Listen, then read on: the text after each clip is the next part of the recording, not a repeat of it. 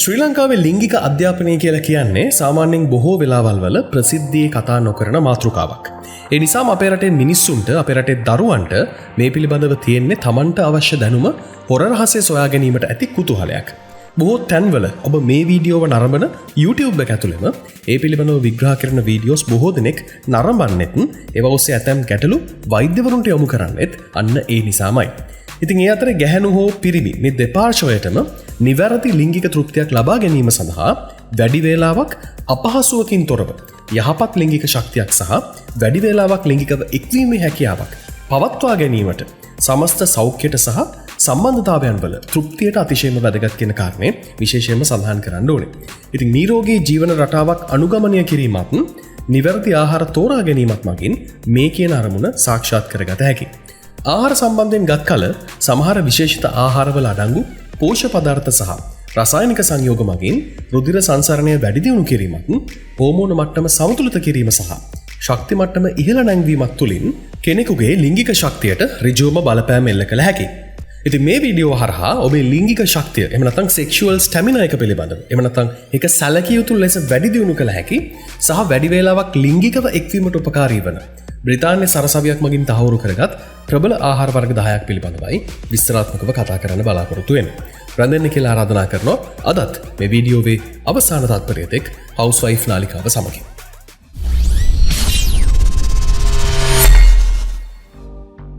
අංක 1 මුහුදු බෙල්ලන්. ඔයිස්ටර්ස් එහෙම නැත්නම් මුහුදු බෙල්ලන් කියලා කියන්නේ සිංක් වලින් අතිශයින්ම පොහොසත් ආහාරයක්. සිංක් කියලා කියන්නේ ටෙස්ටස්ටරෝන් හෝමෝනය නිපදවීමට අත්‍යවශ්‍ය ඛනිජයක් කියන කාරණේ සඳහන් කළ යුතුයි. මෙන්න මේ ටෙස්ටස්ටරෝන් මගින් ලිංගික ආශාව සහ ශක්තිය පවත්වා ගැනීමට කෙනෙකුට උපකාරී වෙනවා. මේ සිංක් මගින් ශුක්‍රාණු වල ගුණාත්මක භාවය සහ ප්‍රමාණයක් වැඩි දියුණු කරන බව පර්යේෂණ වලින් සනාථ කරගෙන තියෙනවා. අංක 2 ඩාර්ක් චොක්ලට්. මෙන්න මේ ඩාර්ක් චොක්ලට් වල ෆ්ලෙවනොයිඩ් කියන ප්‍රතිඔක්සිකාරකය අඩංගුයි. මෙන්න මේ ෆ්ලෙවනොයිඩ් මගින් රුධිර නාල ලිහිල් කරලා සමස්ත රුධිර ප්‍රවාහය වැඩි දියුණු කිරීමට උපකාරී කරනවා. හොඳ රුධිර සංසරණය ලිංගික අවයවවලට රුධිරය ගලා යාම වැඩි කරන අතරේ ඒක වඩා හොඳ ප්‍රාණවත් වීමකට, ඉරෙක්ෂන් එකකට සහ ලිංගික තෘප්තියට අත්‍යවශ්‍ය වෙනවා. ඒ වගේම මේ ඩාර්ක් චොක්ලට් වල ෆීනයිල් එතිලමයින් එහෙම නැත්නම් PEA කියන රසායනික සංයෝගය අඩංගු වෙන නිසා ඒක මනෝභාවය පිළිබඳ හැඟීම් උද්දීපනය සඳහා ඒක ඉහළ නංවන අතරින්ම ලිංගික ක්‍රියාකාරකම් සඳහා ඇති උනන්දුවක් වැඩි කරනවා. අංක 3 වෝටර්මෙලන් එහෙම නැත්නම් කොමඩු. කොමඩු බොහෝ විට ස්වභාවික ව්‍යාග්‍රා විදිහට හඳුන්වන්නෙම ඒකේ තියෙන සයිට්‍රලීන් කියන ඇමයිනෝ අම්ලය නිසා. සයිට්‍රලීන් කියන එක ශරීරය තුළ ආර්ජනයින් බවට පත් කරනවා. මෙන්න මේ ආර්ජනයින් නයිට්‍රික් ඔක්සයිඩ් නිපදවීමටයි උදව් කරන්නේ. නයිට්‍රික් ඔක්සයිඩ් මගින් රුධිර නාල ප්‍රසාරණය කරලා රුධිර ගමනාගමනයත් වැඩි දියුණු කරනවා. මෙන්න මේක ලිංගික අවයවවලට රුධිර ගලා යාම වැඩි කර ප්‍රාණවත් වීම, ශක්තිමත් කිරීමට සහ පවත්වා ගැනීමටත් උපකාරී වෙනවා. අංක 4 කෙසෙල්. කෙසෙල් කියලා කියන්නේ ඉක්මනින්ම ලිංගික ශක්තිය ලබා ගන්න පුළුවන් ආහාරයක්. ඒවායේ තියෙන පොටෑසියම් බහුල බව නිසා මාංශ පේශීවල ක්‍රියාකාරීත්වය සහ ශක්ති මට්ටම් පවත්වා ගැනීමට ඒක උපකාරී වෙනවා. පොටෑසියම් මාංශ පේශී හැකිලීමටත් ලිහිල් කිරීමටත් අත්‍යවශ්‍යයි. මේක ලිංගික ක්‍රියාකාරකම් සඳහා ඉතාම අත්‍යවශ්‍ය සාධකයක්.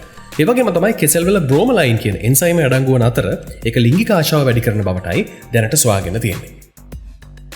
අංක 5 අලි ගැටපේර. අලි ගැටපේරවල සෞඛ්‍ය සම්පන්න මේද විටමින් B6 සහ ෆෝලික් අම්ලය බහුලව අන්තර්ගතයි. මෙන්න මේ විටමින් B6 මගින් ලිංගික හෝමෝන නිපදවීමටත් ඒක නියාමනය කිරීමටත් උපකාරී වෙනවා. සෞඛ්‍ය සම්පන්න මේද මගින් සමස්ත සෞඛ්‍ය පවත්වා ගැනීමටත් ශක්ති මට්ටම වැඩි දියුණු කිරීමටත් උපකාරී කරනවා. ඒ වගේම තමයි ෆෝලික් අම්ලය මගින් ශරීරයේ ශක්තිය නිපදවීමට සහ රුධිර සංසරණය වැඩි දියුණු කිරීමටත් උපකාරී වෙනවා කියලා බ්‍රිතාන්‍ය සරසවිය තහවුරු කරගෙන තිබෙනවා. අංක 6 පොල් තෙල් සහ පොල්. පොල් තෙල් මධ්‍යම දාම ට්‍රයිග්ලිසරයිඩ් වලින් සමන්විත වන අතර ඒක ශරීරයට ඉක්මනින් ශක්තිය ලබා දෙන අතරේම දිගු වේලාවක් මේ ශක්තිය ලබා ගැනීමට සහ පවත්වා ගැනීමට උපකාරී වෙනවා. ලිංගික ක්‍රියාකාරකම් සඳහා අවශ්‍ය ශක්තිය ලබා දීමටත් පවත්වා ගැනීමටත් මේක ඉතාම වැදගත්. පොල්වල අඩංගු සෞඛ්‍ය සම්පන්න මේද ලිංගික හෝමෝන නිපදවීමටත් උපකාරී වෙනවා.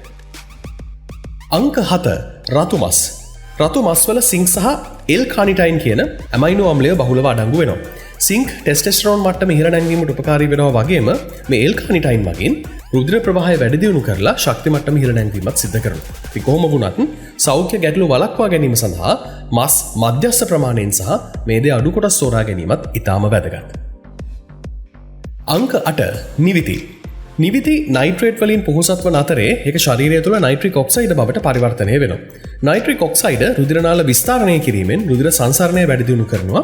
එමගින් ලිංගික අවයවවලට අවශ්‍ය රුධිර ප්‍රවාහය වැඩි වෙනවා. නිවිතිවල මැග්නීසියම් අඩංගු වෙන අතරේ ඒක ටෙස්ටොස්ටෙරෝන් මට්ටම ඉහළ නැංවීමටත් උපකාරී වීම විශේෂයෙන්ම සඳහන් කළ යුතු කාරණයක්. අංක 9 ආමන්ඩ් සහ වෝල්නට්. මේ ආමන්ඩ් සහ වෝල්නට් කියන ගෙඩි වර්ගවල L-ආජිනයින් කියන ඇමයිනෝ අම්ලය බහුලව අන්තර්ගතයි.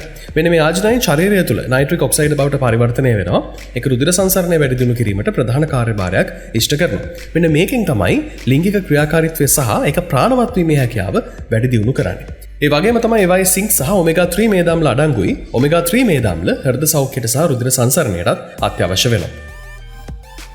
අංක 10 ඉඟුරු. ඉඟුරු කියලා කියන්නේ රුධිර සංසරණය වැඩි කරන බවට ප්‍රකට කුළුබඩු වර්ගයක්. ලංකාවෙත් බොහෝ දිනෙක බොහෝ වෙලාවලදී පාවිච්චි කරන කුළුබඩු වර්ගයක්. ඉතින් මේ ඉඟුරුත් නිතිපතා පරිභෝජනය කිරීමෙන් රුධිර වාහිනී ලිහිල් කරලා ලිංගික අවයව ඇතුළු ශරීරයේ විවිධ කොටස් වෙත රුධිර ප්‍රවාහය වැඩි දියුණු කරගන්න උපකාරී වෙන දෙයක්. හොඳ රුධිර සංසරණයක් ශක්තිමත් ප්‍රාණවත් වීමකට සහ වැඩි ලිංගික ශක්තියක් සඳහා අත්‍යවශ්‍ය කාරණයක් කියන කාරණයයි මේ වෙද්දි සනාථ කරගෙන තියෙන්නේ. ඉතින් මෙන්න මේ ආහාර වර්ග 10 වැඩිපුර ඔබේ දෛනික ආහාර වේලත් එක්ක එකතු කරගන්න එකම විතරක් ඇත්තටම මේ වැඩේට මදි. ලිංගික ශක්තිය මේ සෙක්ෂුවල් ස්ටැමිනා එක වැඩි කරගන්න අවශ්‍ය තවත් කරුණු කිහිපයකුත් ඔබ දැනගන්න එක ඉතාම වැදගත්.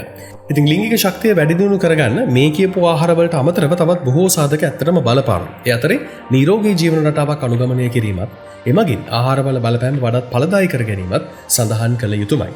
ඉතින් ඒ අතරේ පළවෙනිම කාරණය තමයි නිතිපතා ව්‍යායාම කරනවා කියන එක. ඉතින් එතනදිත් විශේෂයෙන්ම හෘද වාහිනී සෞඛ්‍ය වැඩි දියුණු කරන ව්‍යායාම ශරීරයේ සමස්ත ශක්ති මට්ටම සහ රුධිර සංසරණය වැඩි දියුණු කරගන්න එකට අතිශයින්ම වැදගත්. ඊළඟ කාරණය තමයි ඔබ ප්‍රමාණවත් නිින්දක් ලබා ගත යුතුයි. ඔබේ ශරීරයට, මනසට විවේක ගැනීමට ප්‍රමාණවත් නිින්දක් ලබා ගැනීම ඔබේ ඇඟේ තියෙන හෝමෝන සමතුලිතතාවයට සහ ශක්ති මට්ටම් පවත්වා ගැනීමට අත්‍යවශ්‍ය සාධකයක්. ඒ හින්දා ප්‍රමාණවත් නිින්දක් ලබා ගැනීම ගැන ඔබේ අවධානය යොමු කරන්න. ඊළඟ කාරණය තමයි මේ ස්ට්‍රෙස් එක අඩු කරගන්න කියන කාරණය. අධික ආතතිය ලිංගික හෝමෝන මට්ටම අඩු කරලා ඒ ශක්තිය දුර්වල කරන්න හේතු කාරණා වෙනවා. ඉතින් ඒ නිසා තමයි ඒකට ගොඩක් බටහිර වෛද්‍යවරුත් බටහිර වෛද්‍ය විද්‍යාවේ වගේම අනෙකුත් වෛද්‍ය ක්‍රමවලදීත් මේ භාවනාව මෙඩිටේෂන් කියන එකත් යෝගා සහ ප්‍රමාණවත් විවේකයක් මේ ස්ට්‍රෙස් මැනේජ්මන්ට් එකට අත්‍යවශ්‍යයි කියන කාරණය සඳහන් කරන්නේ. ඊළඟ කාරණය තමයි මේ මත්පැන් සහ දුම්කොළ භාවිතය වහාම නතර කරන්න කියන දේ.